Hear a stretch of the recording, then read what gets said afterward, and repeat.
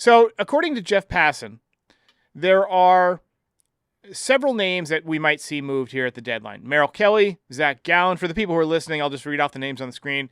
Eugenio Suarez, Seth Lugo, Nolan Arenado, who the Yankees already passed on once, Ryan Helsley, Emmanuel Clase, Ryan McMahon, K. Brian Hayes, Taj Bradley, who you had suggested a while back, and then Isaiah Kiner-Falefa. You also had a couple of more that you wanted to mention that I didn't see mentioned by Passan, but you had some ideas. Yeah, just I've heard that Washington may move on from CJ Abrams, who was a major piece coming back in the Soto deal with San Diego.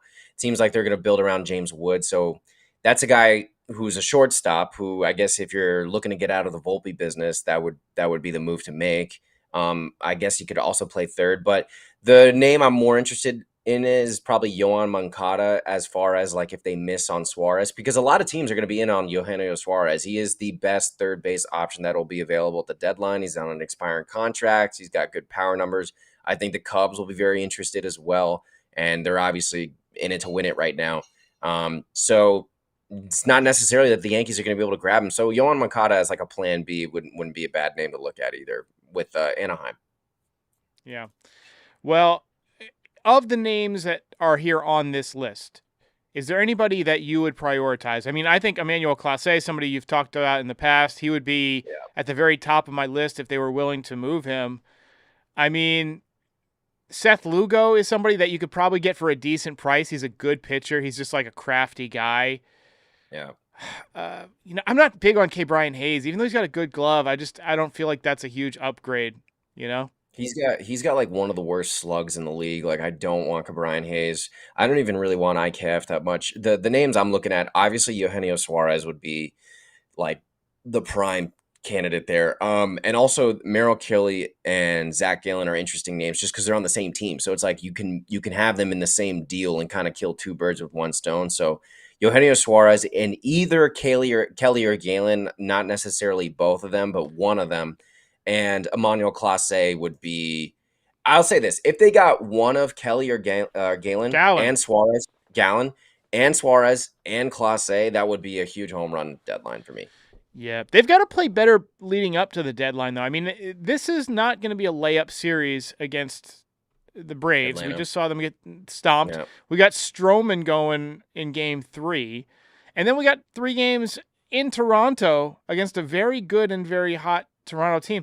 If the Yankees go, let's see, 1-5 in this series, you have to seriously consider selling. You really do, because you could be 6 games back or something by then. I mean, I still think that they're a playoff team, but is that enough? I mean, do we care about even being a wild card team? I mean, I would love to get one starting pitcher. I don't think you need to go top of the list. I think, you're getting Heel back. Fried and Rodon and Heel is a solid 1-2-3 in the postseason. I'll take them in a wild card series. I'll take them against, pretty much anybody and still have a chance in the American League.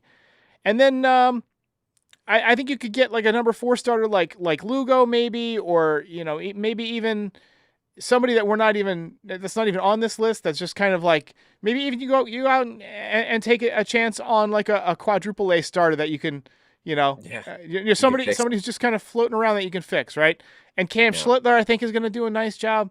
So I want a bullpen arm for sure. I think Clase is the guy you go out and get. And for third base, sure, I like Suarez. He's got power, but he doesn't help you much defensively.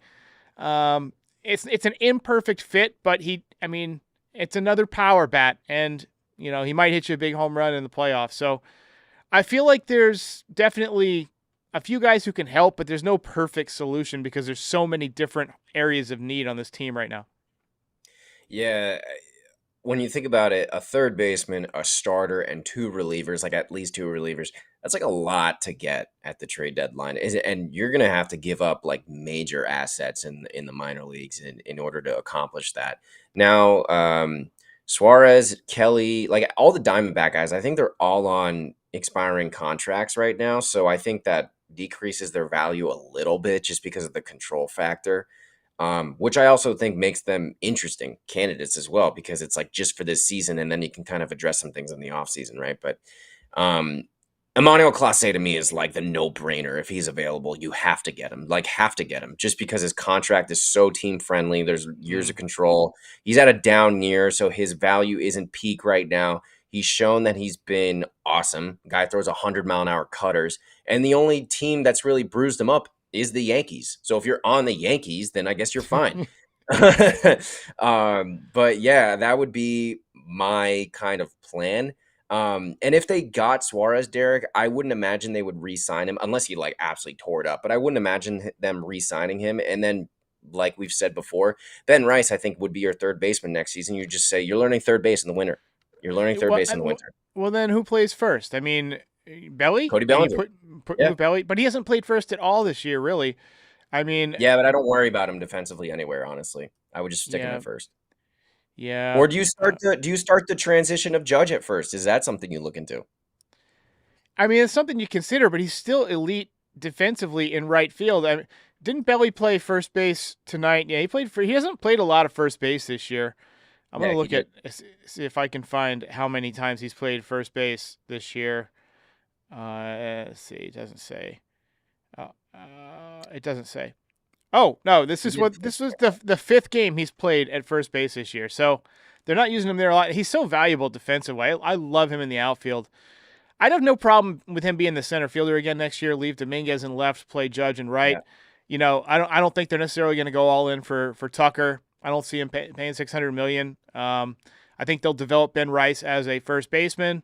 I think they're going to try and figure out a way to improve the left side of the infield. It wouldn't necessarily surprise me if they move Jazz again back to third base next year.